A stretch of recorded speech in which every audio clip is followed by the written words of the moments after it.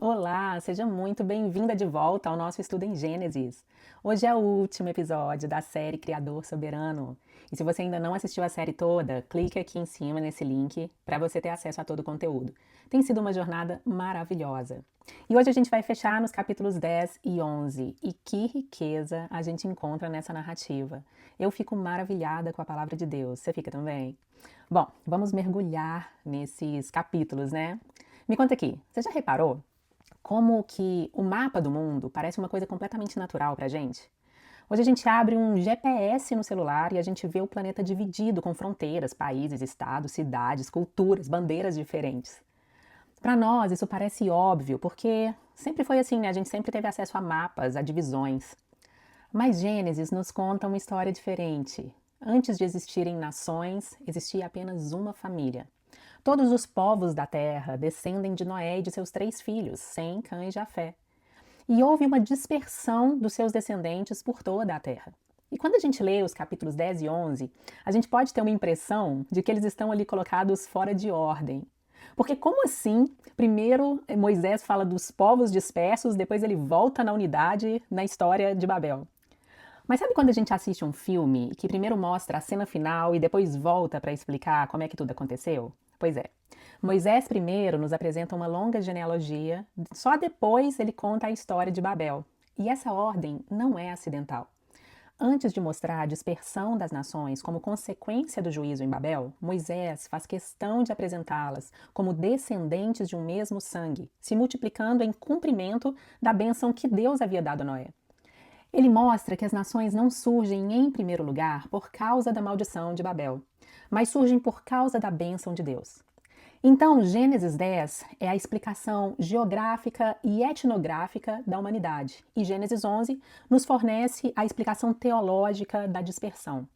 E esse arranjo ajusta a maneira como nós lemos esses capítulos. As diferentes línguas, povos e culturas não são um acidente da história, elas fazem parte do governo soberano de Deus sobre a humanidade. Se você já leu Gênesis 10 e pensou em pular esse capítulo, saiba que ele está exatamente onde deveria estar.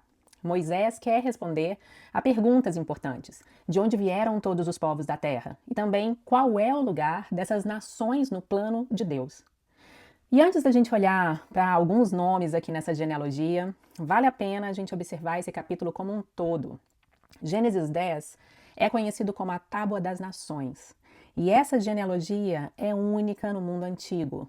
Ela contém 70 nomes de ancestrais que deram origem a nações e povos conhecidos por Israel. A lista ela é arranjada, segundo o propósito de Moisés, dos menos importantes para os mais importantes. Veja esse mapa. Primeiro, são mencionados aqui no texto 14 descendentes de Jafé, essa região em vermelho. Eles estão geralmente associados às regiões ao norte e noroeste de Canaã, incluindo ali a Grécia continental, a Ásia Menor, que é a atual Turquia, algumas ilhas do Mediterrâneo, Creta, Chipre, Rhodes, e as regiões montanhosas entre a Armênia e o Mar Cáspio. Em seguida aparecem 30 descendentes de Cã, está em verde no mapa. Eles estão localizados ali em geral no norte da África, Egito, Sudão, e ao longo da costa da Somália e da Arábia Ocidental, e até partes da Mesopotâmia, ali em Canaã. Muitos dos povos que Israel encontraria ao entrar na Terra Prometida, os amorreus, jebuseus, fariseus, eles pertencem à linhagem de Cã. A última e mais extensa parte da lista representa os 26 descendentes de Sem, o ancestral de Israel, então essa região em amarelo. E eles ocupam ali principalmente a região da Mesopotâmia e os seus arredores. E se estendem até partes da Península Arábica, da região do Golfo Pérsico. É dessa linhagem que vai surgir Abraão, e por meio dele o povo da aliança. Então vamos começar aqui nesse capítulo 10, verso 1, e diz assim: São essas as gerações de Sem, Cã e Jafé, os filhos de Noé. A eles nasceram filhos depois do dilúvio. Encontramos aqui um novo Toledot, aquela expressão, né? Essas são as gerações de, que marca as grandes divisões do livro de Gênesis. Esse é o quarto dos 10 Toledot, que inaugura uma nova seção da narrativa. Depois da história de Noé, Moisés agora apresenta a história dos seus filhos e dos povos que surgiram a partir deles. E a ordem apresentada é Jafé, Cã e Sem. E existe um padrão bem organizado aqui. À medida que a narrativa avança, uma expressão aparece 3 vezes, não sei se você reparou. Segundo as suas famílias, segundo as suas línguas, em suas terras, em suas nações. Essas palavras aparecem como um refrão ao longo do capítulo. É como se Moisés estivesse vendo de cima o mundo e mostrando a humanidade se espalhando em todas as direções, com suas línguas, suas famílias, suas terras, suas nações. Tudo isso acontece em cumprimento da ordem que Deus havia dado a Noé para que a terra fosse povoada. Outro detalhe interessante é que muitos desses nomes já aparecem indicando povos inteiros e não apenas indivíduos.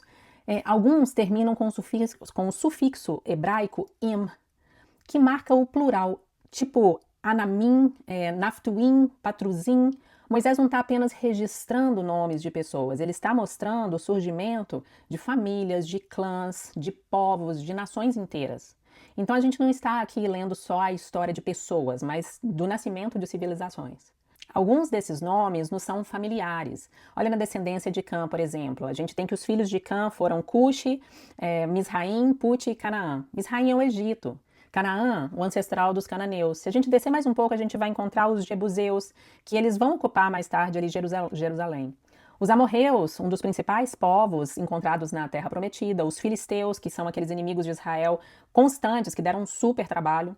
A gente vê também cidades como Nínive, que também é conhecida, né, aos nossos ouvidos. A gente tem ali apresentado Sodoma e Gomorra. Então, nós estamos aqui sendo apresentados a personagens, povos e lugares que a gente vai encontrar ao longo de toda a Bíblia. E essa genealogia funciona quase como um elenco de um grande filme. Antes de a história continuar, Moisés apresenta quem estará em cena nos próximos capítulos. E ao percorrer essa genealogia, outra coisa chama a atenção. Moisés destaca alguns descendentes, e o primeiro dele é Nimrod. Vamos ler os versos 8 ao 12, diz assim: Cuxi gerou Nimrod, que começou a ser poderoso na terra. Foi valente caçador diante do Senhor. Daí dizer-se, como Nimrod, poderoso caçador diante do Senhor. O princípio do seu reino foi Babel, Ereque, Acade e Calné, na terra de Sinar. Daquela terra ele foi para a Síria e edificou Nínive, Rebote-ir e Calá. E em Nínive e Calá, a grande cidade de Recém. O nome Nimrod no hebraico pode ter o sentido de nós nos rebelamos ou nós nos rebelaremos. A audiência original já ouvia isso e acendia um alerta. Ixi, vem algo ruim por aí. Isso já nos ajuda a entender que a descrição de Nimrod não deve ser lida como um elogio. O texto diz que ele foi valente caçador diante do Senhor. E essa palavra traduzida como poderoso é Gibor. E ela realmente descreve um homem forte, valente, um guerreiro. Então Nimrod, ele foi de fato um homem impressionante aos olhos do mundo. Ele foi tão conhecido por sua força e por suas conquistas que surgiu um ditado sobre ele, como Nimrod, valente caçador diante do Senhor. Mas essa expressão diante do Senhor não significa que ele vivia para agradar a Deus. Ela também pode carregar a ideia de alguém que age diante da face de Deus em desafio a ele. Nimrod não aparece como um servo fiel, mas como um homem marcado por poder, domínio e rebelião. E as suas obras confirmam isso. O princípio do seu reino foi Babel, ali na terra de Sinar. Depois aparece Ereque, Acade e Nínive, cidades que mais tarde se tornariam símbolos de violência e de oposição ao povo de Deus. Então, a genealogia está mostrando aqui o surgimento dos grandes reinos da terra. E no centro deles encontramos esse homem cujo nome anuncia e produz rebelião. Depois, na linhagem de Sem, Moisés interrompe a lista outra vez. Veja aqui no verso 21, ele diz: A Sem, que foi pai de todos os filhos de Éber e irmão mais velho de Jafé, também nasceram filhos. Aí vai no verso 25. A Éber nasceram 2 filhos. O nome de um foi Peleg, porque em seus dias se repartiu a terra, e o nome do seu irmão foi Joctã. O nome Peleg, ele significa divisão. O próprio nome, ele preserva a memória daquilo que aconteceu nos seus dias. A terra foi dividida. Moisés ainda não explica como isso aconteceu, ele apenas deixa essa informação no meio da genealogia e continua. Mas agora a gente já tem 2 pistas. Porque na linhagem de Cã aparece Nimrod, que significa rebelião, e aqui na linhagem de Sem a gente tem Peleg, que significa divisão. Então, rebelião e divisão. 2 palavras que nos conduzem diretamente à história da Torre de Babel. São 2 detalhes que merecem aqui a nossa atenção. E entre os seus descendentes, entre os descendentes de Sem, aparece Éber. Esse nome é importante, porque é dele, provavelmente, que deriva a palavra hebreu. Então, os descendentes de Sem são os semitas e os descendentes de Éber são os hebreus. Mais tarde, esses dois nomes se tornam uma referência ao povo de Israel. Então, continuando, Moisés faz algo curioso. Ele nos diz que Éber teve dois filhos, Peleg e Joquitã. E perceba que a partir desse momento a genealogia se divide. A linhagem de Joquitã ocupa aqui vários versículos, mas ela desaparece da narrativa bíblica. Já a linhagem de Peleg, ela continua sendo acompanhada por Moisés no capítulo seguinte, porque dela virão Reu, Serug, Naor, Tera e finalmente Abrão. Então, mais uma vez, Moisés está conduzindo o nosso olhar. Nem todos os descendentes de Sem fazem parte da linhagem da promessa. Assim como aconteceu com Caim e Sete, com Ismael e Isaque, que vai acontecer, com Esaú e Jacó. A Bíblia continua mostrando que existe uma diferença entre a descendência física e a descendência por meio da qual Deus cumprirá suas promessas. A promessa não segue automaticamente todas as gerações, ela segue o caminho escolhido por Deus. E aqui tem ainda um último detalhe que merece a nossa atenção. Se você tiver paciência para contar os povos mencionados nesse capítulo, você vai encontrar cerca de 70 nações. Na Bíblia, os números frequentemente possuem valor literário e teológico, a gente já falou sobre isso aqui. E o número 70 aparece repetidas vezes associado à ideia de totalidade, de um conjunto completo. Por isso, muitos estudiosos entendem que Moisés organizou essa genealogia para apresentar um retrato da humanidade conhecida. Não significa que existissem apenas 70 povos na Terra, mas que essas 70 nações representam simbolicamente todas as nações. Mas esse número não desaparece aqui. Ele continua reaparecendo ao longo da história bíblica. Quando Jacó desce ao Egito, sua família é formada por 70 pessoas. É uma imagem belíssima. Enquanto Gênesis 10 apresenta a humanidade espalhada em 70 nações, lá em Gênesis 46 apresenta uma única família de 70 pessoas. Israel se torna um microcosmo da humanidade. Deus escolhe um pequeno povo não porque seu propósito tenha se tornado menor, mas porque por meio desse povo ele pretende alcançar todos os povos. E esse detalhe atravessa a Escritura. Moisés escolhe 70 anciãos para auxiliá-lo na liderança de Israel, está lá em Números 11.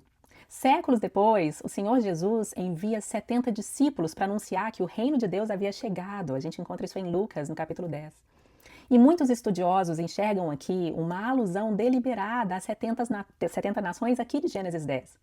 A missão do Evangelho não se limita a Israel, mas alcança todas as nações. E o fio iniciado em Gênesis chega ao seu destino no último livro da Bíblia, em Apocalipse. João contempla uma multidão que ninguém podia contar, formada por pessoas de toda tribo, língua, povo e nação, adorando o Cordeiro diante do trono. Percebe o movimento? A Bíblia começa mostrando as nações sendo espalhadas pela terra e termina mostrando essas mesmas nações reunidas, não em torno de uma torre, mas diante do trono de Deus. E essa história começa aqui, né? Começa a ser contada aqui em Gênesis. É lindo, né? Então vamos seguir. E o capítulo 10 aqui termina no verso 32, dizendo: são essas as famílias dos filhos de Noé, segundo as suas gerações, nas suas nações, e destes foram disseminadas as nações na terra depois do dilúvio. Aqui Moisés não deixa dúvidas de que foi a partir dos 3 filhos de Noé que toda a terra foi repovoada. E nós chegamos então ao capítulo 11. E aqui tem um dos episódios mais conhecidos de Gênesis, que é a Torre de Babel. E o capítulo começa dizendo, versos 1 e 2: em toda a terra havia apenas uma língua e só uma maneira de falar. Os homens partiram do Oriente, encontraram uma planície na terra de Sinar e habitaram ali. Apenas uma língua. Alguns estudiosos sugerem que isso não significa necessariamente que todo mundo falasse o mesmo idioma exatamente. Poderiam haver dialetos também, mas com certeza significa que existia uma língua comum compreendida por todos. De qualquer forma, esse não é o ponto principal aqui do texto. Tem um detalhezinho aqui interessante. Logo no versículo seguinte, Moisés acrescenta um detalhe que às vezes passa despercebido. Ele diz que os homens partiram do Oriente, ou seja, do leste. E essa pequena informação, ela é muito importante. Ao longo de Gênesis, caminhar para o leste nunca é apenas uma referência geográfica, é também uma referência teológica. Se lembre que depois da queda, Adão e Eva são expulsos do jardim, e os querubins são colocados onde? A leste do Éden. Depois, Caim sai da presença do Senhor e vai habitar onde? A leste do Éden. Mais adiante, a gente vai ver lá na frente, Ló escolhe seguir para onde? Para o leste, em direção a Sodoma. Então, em Gênesis, se mover para o leste representa afastar-se da presença de Deus e da bênção de Deus.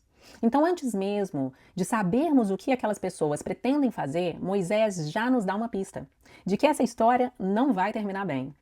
E em seguida, o texto apresenta para gente uma novidade teológica. Eles aprendem a fabricar tijolos, olha aí no verso 3. E disseram uns aos outros: venham, vamos fazer tijolos e queimá-los bem. Os tijolos lhe serviram de pedra e o betume de argamassa.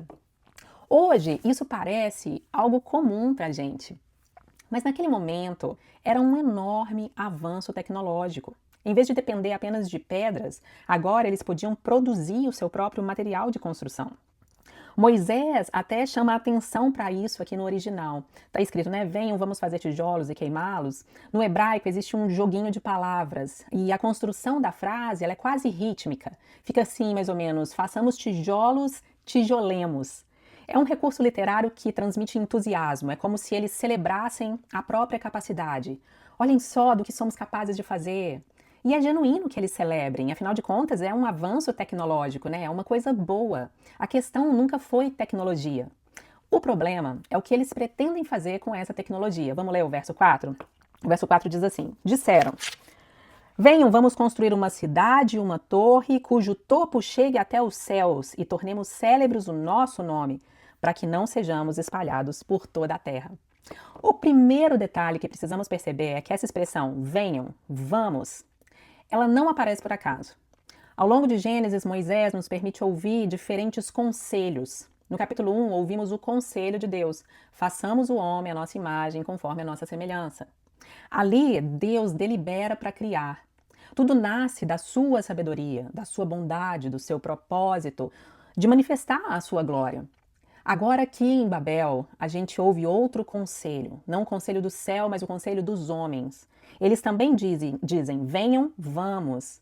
Só que o propósito é completamente diferente. É como se a humanidade dissesse, nós não precisamos de Deus para construir o nosso futuro. E mais adiante, a gente vai ouvir novamente um conselho, venham, vamos descer e confundir as línguas, né?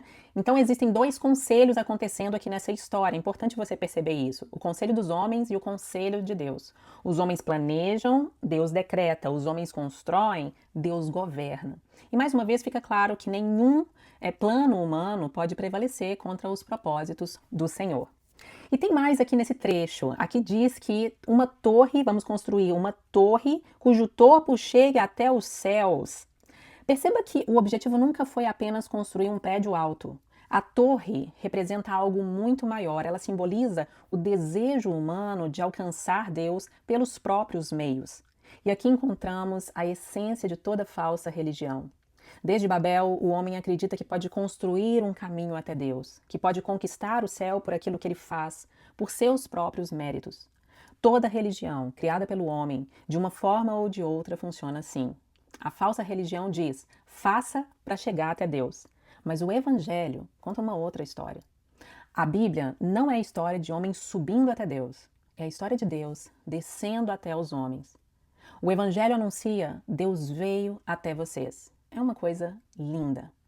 Então, cuidado com as falsas religiões. E seguindo, a gente tem algo mais nesse texto. Desde a criação, Deus havia dado ao homem inteligência, criatividade, capacidade para desenvolver cultura, construir cidades, produzir ferramentas, organizar a sociedade. Tudo isso faz parte do mandato cultural dado lá em Gênesis 1. Entenda que a cultura é um presente de Deus, mas quando é separada de Deus, se torna um instrumento de autoglorificação. É exatamente isso que Babel apresenta. O pecado não está na construção, está na motivação. Nós encontramos aqui um pecado muito específico, a vanglória. Não se trata apenas de um orgulho interior, mas é o desejo de ser admirado, reconhecido, celebrado. Eles querem construir algo que torne seu nome famoso. Eles querem deixar uma marca na história. Mas veja algo curioso. Ao mesmo tempo em que eles demonstram uma enorme ambição, eles revelam também profunda insegurança. O versículo termina dizendo para que não sejamos espalhados por toda a terra. As duas coisas caminham juntas. Desejam grandeza, mas vivem dominados pelo medo. Querem construir um nome para si, porque temem desaparecer. E essa continua sendo uma das grandes marcas do coração humano. Muitas vezes, nossa busca por reconhecimento nasce justamente da insegurança. Queremos ser lembrados porque temos medo de sermos esquecidos. Queremos controlar nosso futuro porque tememos perder o controle. Babel revela essas duas forças trabalhando lado a lado, orgulho e medo. E aí a gente chega no verso 5, vamos ler? Verso 5 diz: Então o Senhor desceu para ver a cidade e a torre que os filhos dos homens estavam construindo. Aqui a narrativa muda, porque até aqui nós acompanhamos os planos da humanidade. Agora Moisés nos mostra a mesma cena sob a perspectiva de Deus. E esse verso 5 aqui é o centro de toda a narrativa. Na verdade, todo o episódio foi cuidadosamente construído ao redor desse versículo. E como eu quero que você seja uma excelente observadora de qualquer texto bíblico, eu quero te mostrar como essa passagem foi organizada com uma estrutura literária que é chamada de quiasmo. É um recurso muito comum na escritura e eu quero que você reconheça isso. Esse nome quiasmo vem da letra grega chi, que tem um formato de um X. E essa estrutura também é chamada por algumas pessoas de estrutura sanduíche. E a ideia é bem parecida. Pensa num sanduíche. Tem uma fatia de pão de um lado e tem outra correspondente do outro. Depois vem os ingredientes que também se correspondem, até chegar no centro, o recheio principal, aquela carninha gostosa. No quiasmo, acontece a mesma coisa. Os acontecimentos se espelham formando um X e conduzem o leitor até um ponto central da narrativa, onde o autor coloca a ideia que deseja enfatizar. Quando a gente aprende a perceber esse tipo de estrutura, a gente passa a ler o texto com mais atenção e enxerga detalhes que poderiam passar despercebidos. Veja o quiasmo nesse texto, olha. No início, toda a terra possuía uma única língua, está no verso 1. No final, Deus confunde as línguas, está no verso 9. No início, os homens se reúnem em Sinar, está no verso 2. No final, Deus os espalha por toda a terra, está no verso 8. Os homens dizem, venham, façamos, está nos versos 3 e 4. Depois Deus responde, venham, vamos descer, está no verso 7. Tudo conduz a um momento que está no verso 5, o Senhor desceu. E quando a gente lê esse verso, alguém poderia até imaginar que Deus estivesse aqui preocupado. Esses homens estão construindo uma torre, preciso ir lá ver o que está acontecendo. Mas é exatamente ao contrário. Aqui nós encontramos uma das ironias mais marcantes de toda a narrativa. Os homens acreditam que a sua torre, seu zigurate, essa construção, ela vai alcançar os céus. Moisés responde dizendo que Deus precisou descer para enxergá-la. É uma cena quase que bem-humorada. A torre parecia gigantesca para quem estava construindo, mas diante do Senhor era tão pequena que ele precisou se inclinar, por assim dizer, para observá-la. Essa não é uma declaração sobre a grandeza da torre, mas sobre a pequenez do homem. É como alguém olhando para uma fila de formiguinhas carregando pequenos gravetos. As formigas estão ali trabalhando intensamente e elas parecem extremamente ocupadas. Talvez até imaginem estar construindo algo extraordinário, vai saber, né? Mas para quem observa de cima, tudo é muito pequenininho. Da mesma forma, os maiores feitos humanos, quando nascem do orgulho, não impressionam Deus. Ele não se intimida, ele não se preocupa, ele não perde o sono. Nenhuma torre construída pelo homem ameaça o trono do Senhor. Vamos ler então o verso 6, que diz: E o Senhor disse, eis que o povo é um e todos têm a mesma língua. Isto é apenas o começo. Agora não haverá restrição para tudo o que planejam fazer.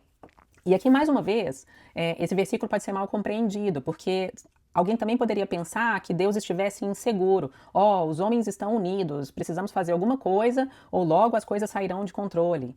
Mas não é isso que o texto comunica. Pelo contrário, se a gente observar toda essa cena, mostra que Deus está completamente no controle. Ele não reage com medo. Ele age com soberania, com controle absoluto e total de toda a história. Observe como a narrativa mudou. Os homens disseram, venham, façamos. Agora Deus responde no verso 7, venham, vamos descer e confundir a língua que eles falam, para que um não entenda o que o outro está dizendo. E aqui há um contraste resoluto. Os homens elaboram seus planos. Deus simplesmente responde. Tudo aquilo que os homens planejaram encontra sua resposta na soberania de Deus. E aí a gente segue para os versos 8 e 9. Vamos ler?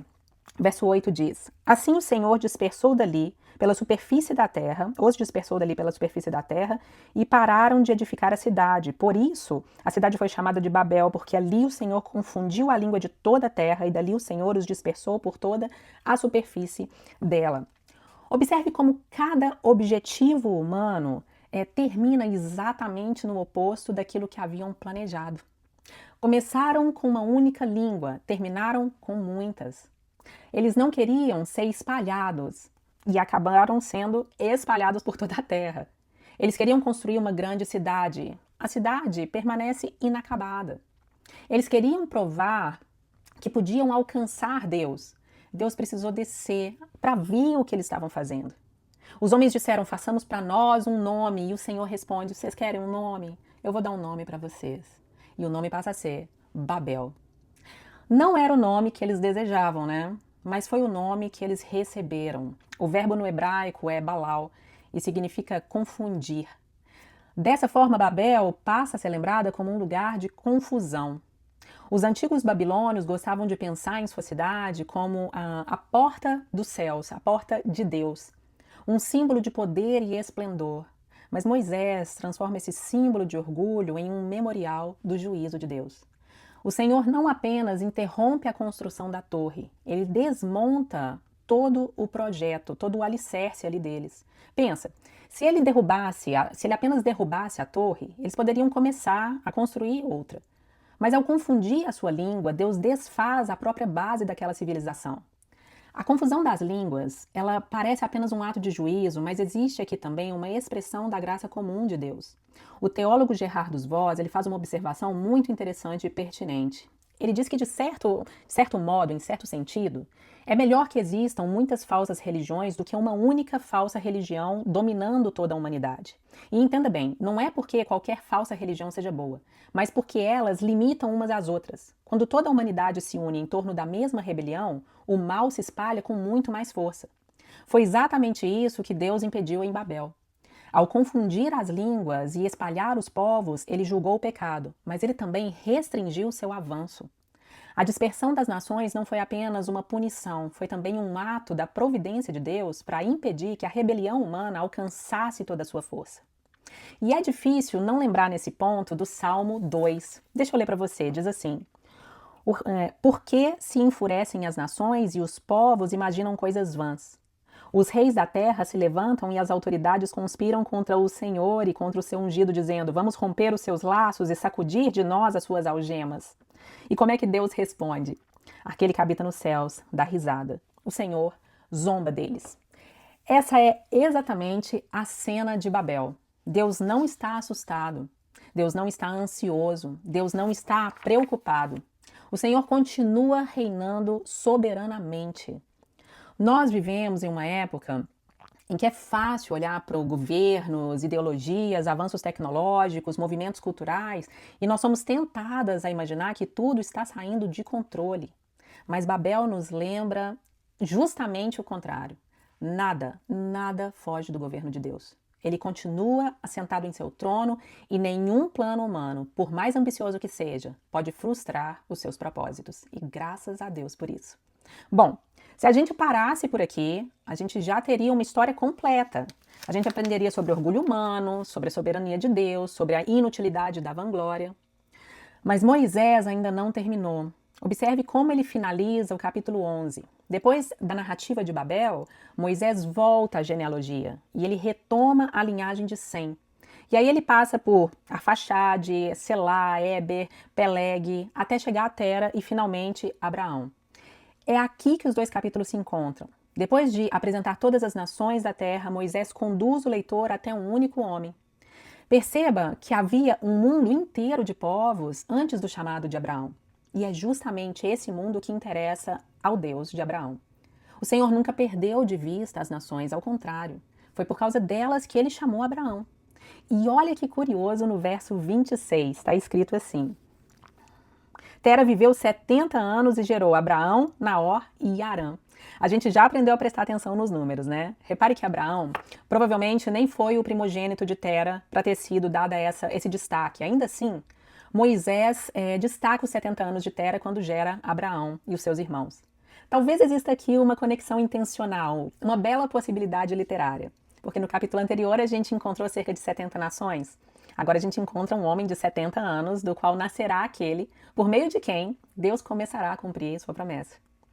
Como se Moisés estivesse preparando o leitor para perceber que Deus não abandonou as nações espalhadas em Babel. Ao contrário, seu propósito sempre foi alcançá-las. E você percebeu que em cada história depois da queda existe uma mancha escura de pecado, mas também existe um pequeno lampejo de esperança? No jardim há pecado, mas Deus cobre a nudez do homem e da mulher. Depois Caim se rebela, mas ele recebe uma marca que o protege. No capítulo 5, a gente encontra aquela lista de 10 famílias ali, né? 10 homens, e repetidas vezes nós ouvimos e morreu, e morreu, e morreu. Mas aí aparece alguém cujo nome expressa a esperança de descanso, que é Noé. O dilúvio, ele elimina quase toda a humanidade, mas há um arco no céu. A família de Noé peca, mas há uma bênção para Sem e uma esperança para Jafé. Em Babel, os homens querem uma torre, querem um nome, e eles não recebem nenhuma coisa nem outra. Mas a linhagem continua e nós temos 10 gerações, de Adão até Noé. E temos aqui 10 gerações, de Sem até Abrão. Pensa nisso. Ao longo de todos aqueles anos, através dessas 20 gerações, a coisa mais importante que aconteceu foi que a história chegou de Adão até Abraão. Ninguém no mundo teria percebido o que Deus estava fazendo. Ninguém teria imaginado que aquele homem, vindo de Ur dos Caldeus, alguém que havia vivido entre povos que serviam a outros deuses, seria chamado por Deus e colocado no centro de um plano que alcançaria toda a história. Ninguém sabia. Ninguém poderia imaginar. E nós também não deveríamos ser tão confiantes de que sabemos tudo que Deus está fazendo no mundo. Ele está realizando milhares de coisas fora das nossas vistas e até mesmo muito além daquilo que a gente consegue imaginar. Veja também que quando a gente chega aqui ao final do capítulo 11, a narrativa começa a caminhar de forma irresistível em direção à bênção. Porque quando a gente olha para a genealogia do capítulo 5 e 11, as duas genealogias, elas são parecidas. As duas apresentam 10 gerações, dizem quantos anos cada um viveu, quantos filhos que teve, gerou filhos e filhas. Mas tem uma diferença importante. No capítulo 5, a gente tem aquele refrão, e morreu, e morreu, e morreu.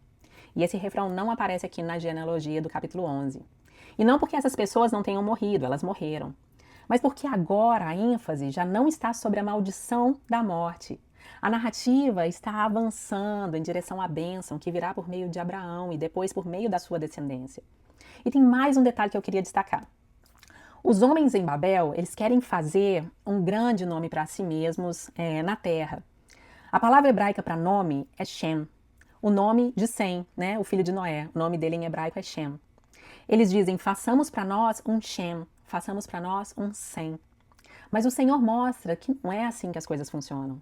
Ninguém faz para si mesmo um grande nome por meio da busca da própria glória. Deus já havia escolhido e preservado um Sem no mundo. A glória não viria por meio dos homens que tentavam construir um nome para si mesmos. Viria por meio da linhagem que Deus havia escolhido. Por meio desse Sem, a promessa avançaria. E por meio dessa linhagem, a salvação alcançaria a humanidade. E assim a gente encerra a primeira grande parte do livro de Gênesis. E olha que interessante. A criação ocupa apenas 2 capítulos. Depois dos capítulos 3 ao 11, Moisés nos mostrou o desenvolvimento da queda. Mas a partir de Gênesis 12, o foco da narrativa muda. Até aqui a pergunta foi como o pecado afetou o mundo, mas daqui em diante vai ser como Deus cumprirá a promessa feita no Éden. E é essa história que vai ocupar o restante das Escrituras. É muito maravilhoso. E como sempre, ao final de cada estudo, a gente quer entender o que é que isso significou para o povo de Israel. E para o povo de Israel que estava ouvindo essas palavras, lá no deserto, Babel era um lembrete de que o orgulho sempre conduz ao juízo. Eles estavam ali prestes a entrar em Canaã, uma terra repleta de cidades fortificadas, povos poderosos e nações que acreditavam que a sua segurança estava nos seus próprios deuses, nos seus exércitos, nas suas construções. Babel lembrava Israel de que nenhuma civilização é grande porque constrói torres mais altas ou impérios mais fortes.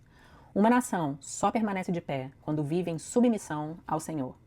Ao mesmo tempo, esse texto também lembrava Israel de que Deus jamais perde o controle da história. As nações existiam porque o próprio Deus as havia espalhado. E ele continuava soberano sobre as nações. E entre todas essas nações, ele havia escolhido Abraão e a sua descendência para que por meio deles sua bênção alcançasse toda a terra. Israel não existia porque era mais forte, mais numeroso, mais digno. Existia porque Deus é fiel à sua promessa. E o que esses capítulos significam para nós? Por que tudo isso importa? Porque Babel não é apenas uma história sobre uma torre.